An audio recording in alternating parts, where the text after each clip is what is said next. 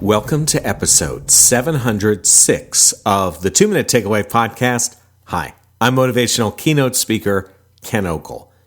Do employees hate your employee appreciation program? A lot of companies have some sort of variation of the employee of the month. You put the spotlight on an employee who's doing things right, maybe give them some sort of reward, a great parking space, a combination of something like that. It's a nice thing to do. But what if your program is actually turning people off and making them mad at management? Let me take you back a few years. I'm working at a TV station as a news reporter, and the station has an Employee of the Month award. I've been at the station for about 18 months, and I realized something.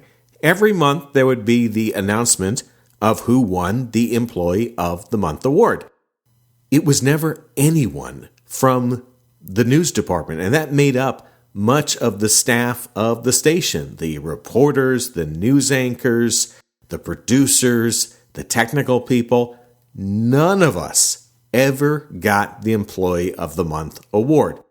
Instead, it would go to people in the sales department or some other technical part that wasn't directly related to the news. What was going on? I came up with a couple of theories. One was that the station manager who selected the Employee of the Month really didn't understand what a news department did. Just because you're the boss of the station doesn't mean you've come up through the news area. You might have come up through sales and not really understand all the daily challenges and pressures that news people are under. The other thing I thought of was that maybe all of the news department managers and other staff never nominated anyone. Your days can be pretty busy in news, and I can understand that maybe writing up something about someone, you might have thought, the job is a reward in itself. They don't need to be nominated. That was possible as well.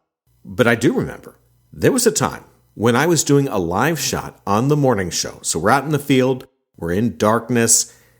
During the live shot, my photographer, he's holding the camera, it's handheld, does a good job.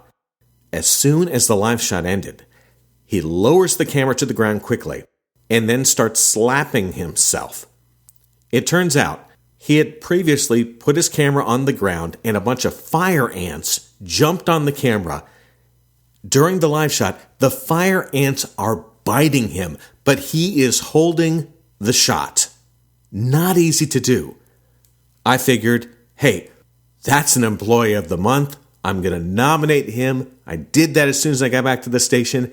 Did he win? No. I never found out the reason. I didn't pursue it anymore. I was a little busy covering the daily news. But every month I would see that announcement of the Employee of the Month, and it kind of stung a little bit, like those fire ants. It just didn't seem like it was fair. And that's the thing I want you to understand about employee appreciation programs.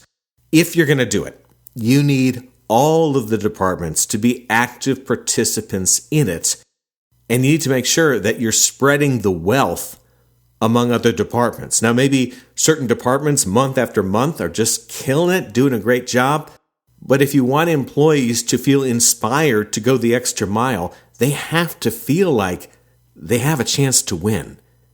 If it's just one department that's winning all the time, no matter what the other departments are doing, or some departments get no publicity while others get a lot, that's just going to undermine the program. It's not going to get you the results you want. And I think ultimately it becomes a turnoff. So keep that in mind. If you're thinking about your employee appreciation program, whether you have one already or you're starting one soon. I've got some cool people for you to meet. Katie the custodian, Gina the ballerina, and 20 push-ups Pat. These are just some of the characters who are in my new book, Get Better, Smart Business Advice from Unexpected Mentors. The book is out. You can pick it up at Amazon.com. To find out more about the behind-the-scenes story of the book, go to my website, kenokel.com. And while there, you can also watch some clips from my speaking presentations and listen to past episodes of this podcast. Thanks so much for listening. I'm Ken Okel. Get better and take care.